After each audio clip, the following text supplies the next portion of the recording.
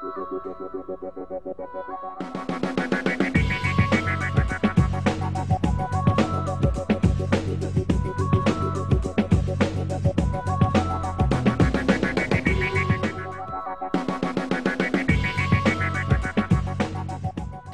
бацхан үзэгчтэй мөнгөний эргэлт нэвтрүүлэг цаашин дугаараа хүргэж байна.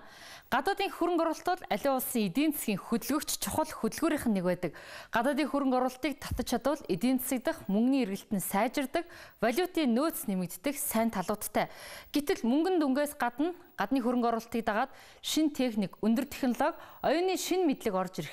Үүнийг дагаад ажлын шинэ байрууд нэмэгдэж, эдийн засагт нэмүү өртөг бүтээдэг амин чухал ач холбогдолтой байдаг. Тэгвэл мөнгөний эргэлт нэвтрүүлгээрээ бид энэ удаад Монголд гадаадын хөрөнгө оруулалтын нөхцөл байдал ямар байгаа тухай, цаашид юун дээр анхаарах тухай сэдвийг хөндлөхөөр илтгэлээ.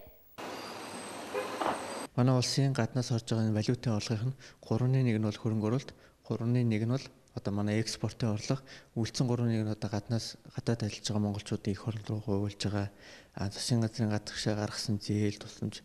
Тэгээ энэ бүх урсгалууд бол үлдсэн 3.1-ийг бүрдүүлдэг. Тэгээд ингээд бодохоор бол орж ирж байгаа бүх валютын урсгалын 3.1-ийг бүрдүүлдэг гэдэг утгаараа хөрөнгө оруулалт бол маш чухал ач холбогдолтой. Ялангуяа энэ бол ирээдүйд бол тухайн төсөлтөд үр ашигтай ажиллах юм бол ирээдүйд манай урсгал дансны алдагдлыг бууруулах, хөрөнгө оруулалтын тэм чухал их уср болж байгаа. Аливаа эдийн засаг өөрийнхөө дотоодын хуримтлалаа хөрөнгө оруулалтаа хийж эдийн засгийн өсөлтийг бий болгох гэдэг. Тэгэхээр дотоодын хуримтлал нь бий болж чадаагүй, тэрийг чадахгүй бол яхааргүй гаднаас авдаг. Тэгэхээр гадаадын хөрөнгө оруулалтын талаар энгийн хэрнээ чухал ойлголтуудыг нэвтрүүлгийнхэнд бид товчоор өгөхөөр бэлтгэлээ. За тухайлбал гадаадын хөрөнгө оруулалтыг төрлөөр нь нэгдүгээрт шууд хөрөнгө оруулалт, хоёрдугаарт портфолио буюу багцын хөрөнгө оруулалт гэж үндсэн хоёр ангилалд ангилдаг. Тэгэхээр яг энэ хоёр ангилалд бол юу багтах вэ гэдгийг ахад дэлгэрэнгүй үзүүлээ. Багцын хөрөнгө оруулалтанд нь гадаад зах зээлд гаргасан бонд хувьцаа, харин шууд хөрөнгө оруулалтын хувьд бол гадны компани Монгол дахь салбар, Монголын компанийг худалдан авах, техник тоног төхөөрөмжийн хөрөнгө оруулалт гэх мэт ийм ойлголтуудыг авч үзнэ. Өөрөөр хэлбэл оюутлахад төсөлбөл шууд хөрөнгө оруулалтын хамгийн сонгодог хэлбэр бол Чингис бонд бол портфолио хөрөнгө оруулалтын хамгийн сонгодог хэлбэр гэж ойлгож байна. За харин гадаадын шууд хөрөнгө оруулалтыг салбараар нь ангилж үзэх юм бол уул уурхайн олборлох салбар 74% буюу ихэнх хувийг, за үүний дараа худалдаа үйлчилгээний салбар 16%, банк санхүүгийн үйлчилгээ 2%, хөнгөн үйлдвэрийн салбар 1%, за бусад салбарт бол үлдсэн 7% гадаадын хөрөнгө оруулалт төвлөрдөг юм байна. 2012 оны дэлхийн эдийн засгийн байдлаас гадна стратегийн салбарт гадны хөрөнгө оруулагчдыг зохицуулах хуультай холбоотойгоор Монголд гадаадын хөрөнгө оруулалт буурсан гэж эдийн засагчид үзэж байгаа. Эдийн засгийн хөгжлийн яамны гадаадын хөрөнгө оруулалтын зохицуулалт бүртгэлийн газар болон Монгол банкны мэргэжилтнүүд харин ийм тайлбар өгч байна. Монголд орж ирж байгаа хөрөнгө оруулалт бол тодорхой хэмжээний бууралт ажиглагдсан. Гэхдээ чамлахааргүй хэмжээнд байгаа. За жилийн эцсийн 12 оны дүн бол хараахан нэгтгэгдэж гараагүй байна. Хөрөнгө оруулалтын хэмжээ бол өөрөө олон байгууллагаас гардаг. За Монгол банкнаас бол банкудаар дамжин хийгдэж байгаа төлбөр тооцооны гарна. За нөгөө талаас гайлын байгууллагаас бол бас хөрөнгө оруулалтын хэлбэрээр орж ирсэн тоног төхөөрөмж, бараа бүтээгдэхүүн үйлчилгээний дүн статистик гардаг. Манай дээр одоогоор хийгдсэн бол тэр өнгөрсөн 12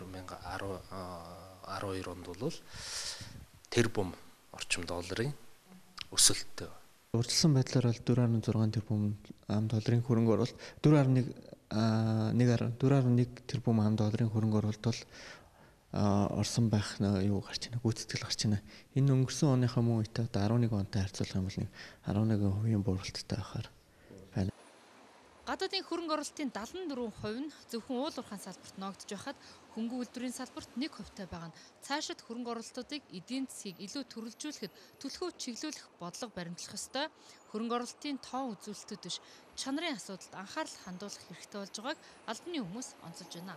Дэлхийн ихэнх улсад бол дотоодын эдийн засаг үндэсний эрх ашигт хэр тухайн хөрөнгө оруулалт нь нэмэр авчирж байна гэдгээр нь салбаруудаа ангилж бодлого явуулдаг.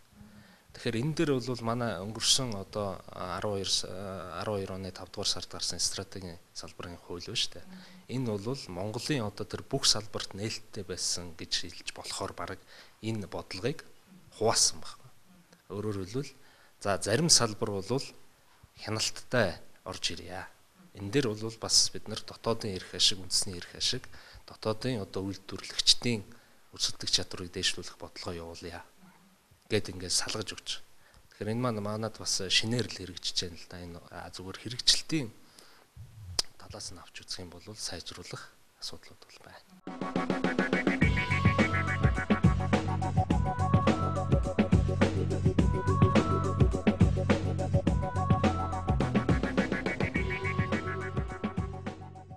Үзэгчдээ бид гадаадын хөрөнгө оруулалтын сэдвийн тухай үргэлжлүүлэхээр студид эдийн засаг жаргал сайхныг зочноор урьсан байгаа. Танд энэ өдрийн мэндийг хүргэе. Тэгэхээр ер нь бол сүүлийн үед улс төрчид бид гадны хөрөнгө оруулалтад их шүүлтүртэй хандах ёстой гэсэн байр суурийг баримталж байна. Нөгөө талаасаа саяын босгосон Чингис Бондын хөрөнгө орж ирснээс хойш ер нь бол мөнгө чухал биш ээ гэх мэтээр ярих болжлээ. А таны хувьд гадаадын хөрөнгө оруулалт гэдэг манай эдийн засагт ямар чухал зүйл вэ?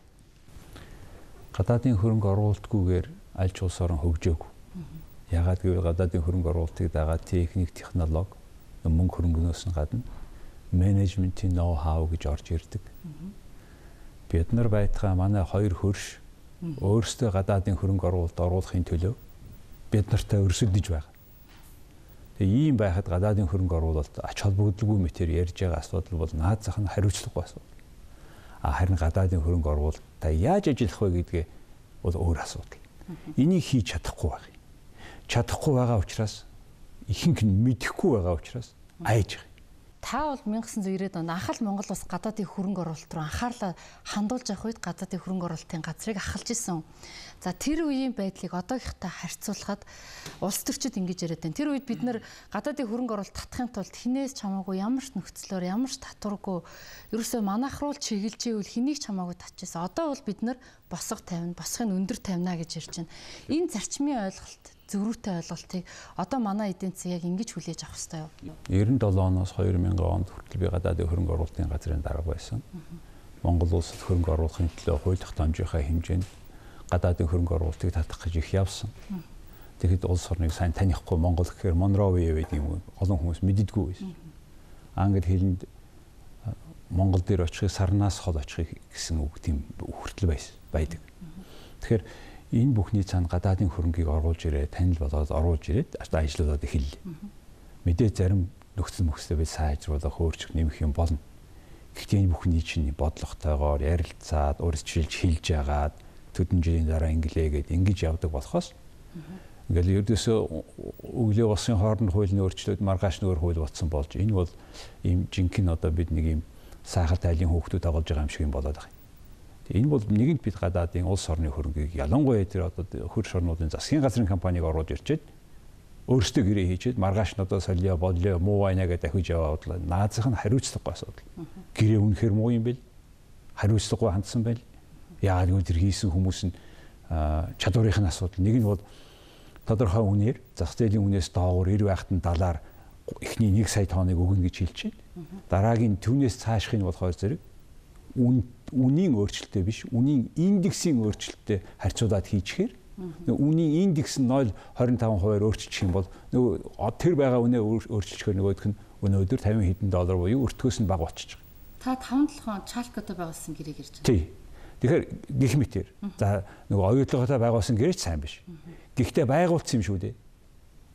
Хэн байгуулсан гэхээр энэ өнөөдөр энэ суугаад яриад байгаа хүмүүс өөрсдөө байлцсан шүү дээ. Та яг оюутлогын хувь нөлөөлөлтийн хуралдахын өмнөхөн өөрийнхөө байр суурийг илэрхийлсэний нийтлэг бичижсэн. Таны тэр нийтлэг үнсний дараа цагаан сарын битүүний өдөр гарсан 7 хоногийн тойм хөтөлбөртөө би за тухайлбал эдийн засаг жаргал сайхан гадны хөрөнгө оруулалтанд одоо энэ оюутлогын хилцэж байгаа асуудал бол ийм уур амьсгал авчирж шүү. Та нар энэ талаар бодож үзсэн үү гэсэн ийм асуултыг уул уурхаан сайд тавьсан маа л да. Тэгэхээр яг тэр ярилцлага эргээд нэг сэргээгээд үзүүлчихье гэж бодлоо. Асуулт бол эдийн засаг жаргал сайхны энэ харсан өнцгөөс та нар асуудалд хандж гинүү гэсэн асуулт байгаа. Та ингээд энэ ярилцлагыг нэг хараад өөрийнхөө сэтгэлдлийг дараа нь хэлэх үү? За дээр үуч одоо биднүүд чинь гадныхныг харахаараа нэлээх одоо дагаж гүйдэг юм л байсан.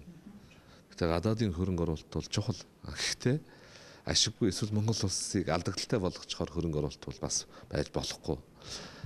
ийм байр суурьтай байх ёстой гэж ингэж хэлэх байна. Ер нь бол гадаадын том хөрөнгө оруулагчдын эсвэл хувьцаан дээр тоглогчдын нэг шахтаг арга хэрэгсэл байдаг. Тэр бол бэлтгэгдсэн хэвлэл мэдээллийн хэрэгсэлтэй олон улсын сүлжээнд. Тий. Тэгээд дотоодын хэвлэл мэдээллийн хэрэгсэлтэй холбогддог ийм асуудал байдаг л да. Тэгээд энд яаж яах гэхээр энд баримталж гарч байгаа сүүлийн үеийн одоо шинэ арга хэрэгсэл бол ил тод уулуурхай гэж. Тэгэхээр компанич үйл ажиллагаагаа ил тод байлгадаг, төрөнч ил тод байлгадаг.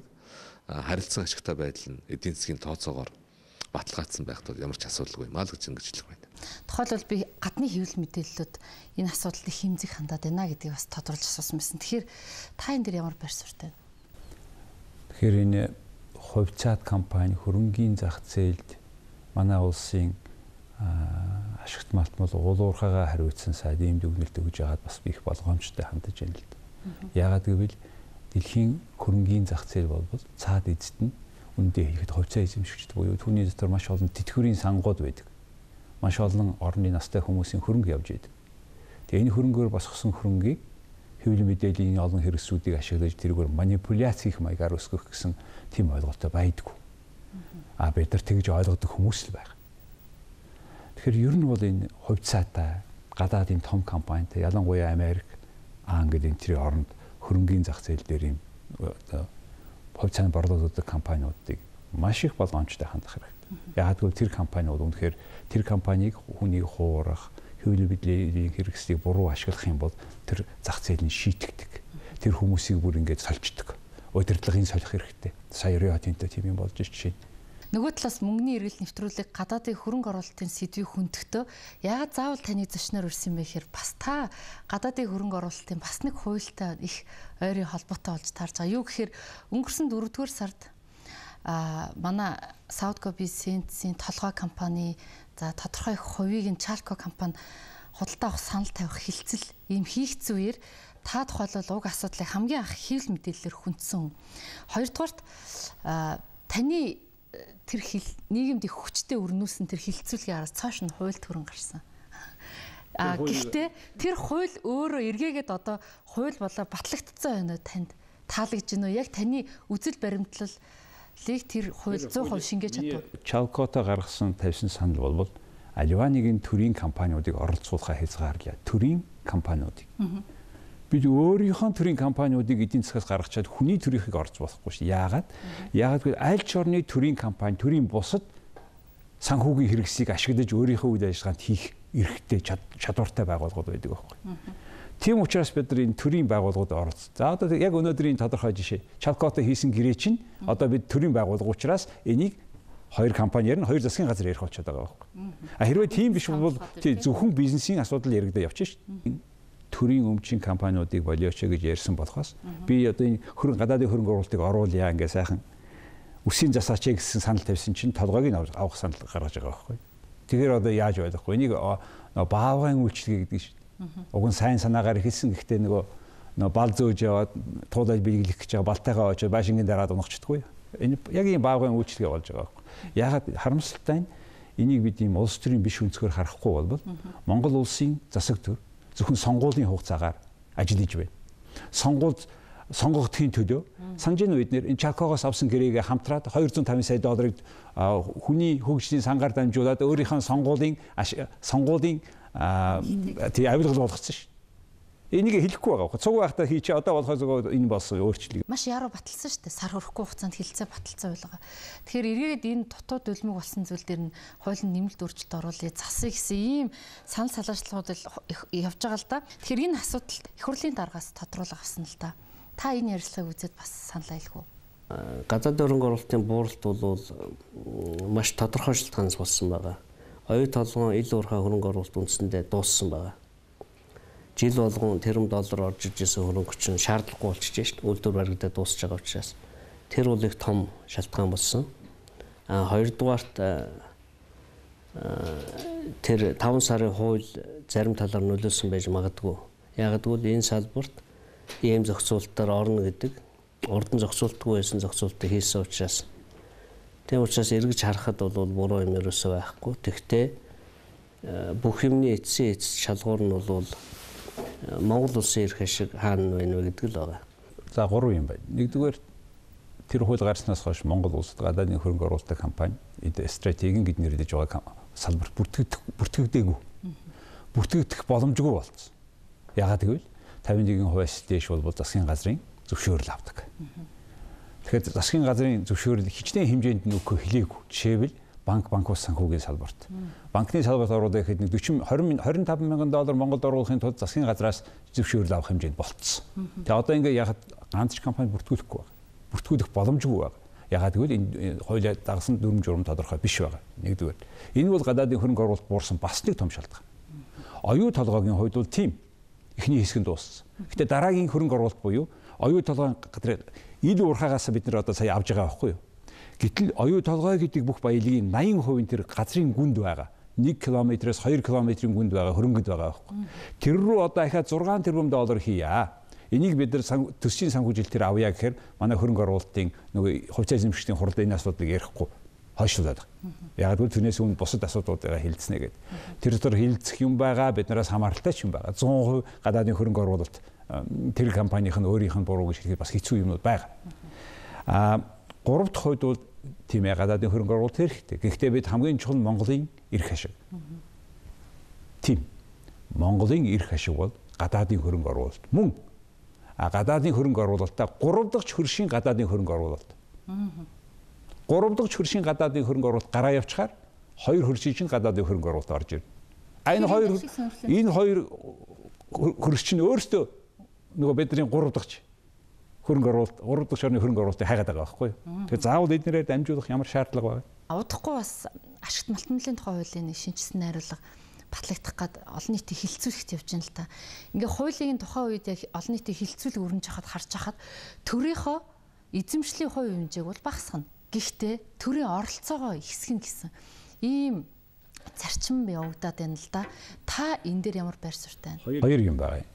Нэгдүгээр сая Батбаяр сайд нэг удаа хэлсэн байлээ.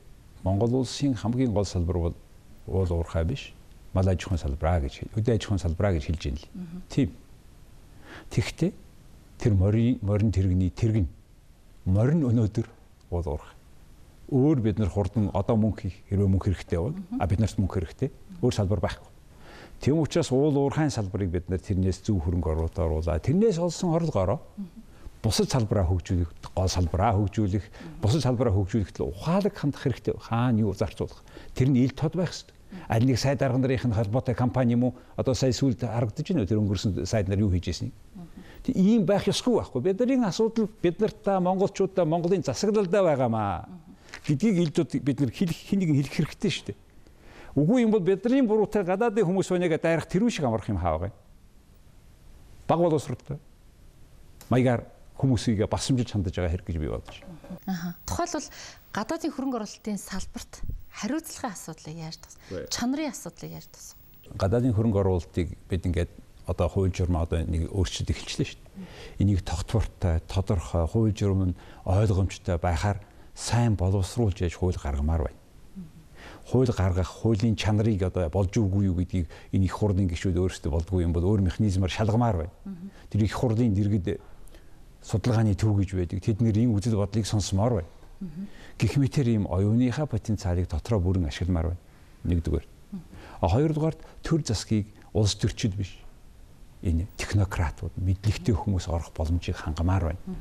Тэр улс төрд ямар ч хамаа байхгүй. Аль нэг хүмүүс солигдохоор тэд нар солигддоггүй болгомоор байна. Тэгжээж бид нөгөө төрийн нөгөө залгамж, бодлогын залгамж чанарыг хадгалахгүй бол өнөөдөр Монгол улсын төр бол улсын төр биш, намын төр болчиход. Одоо ухаалаг хариуцлагатай бие бинийгээ сонсож болохгүй чадахгүй юм өөрчилж ингэж явахгүй бол бид нар одоо яг энэ маягаараа ингэж хуваагдаад явах юм бол өөр хүмүүст л ашиг. Тийм учраас бид нар энэ дээрх анхаарах хэрэгтэй гэж. Ер нь бол технократууд мэдлэг тулгуурсан засаглалыг явуулах шаардлага болчихжээ.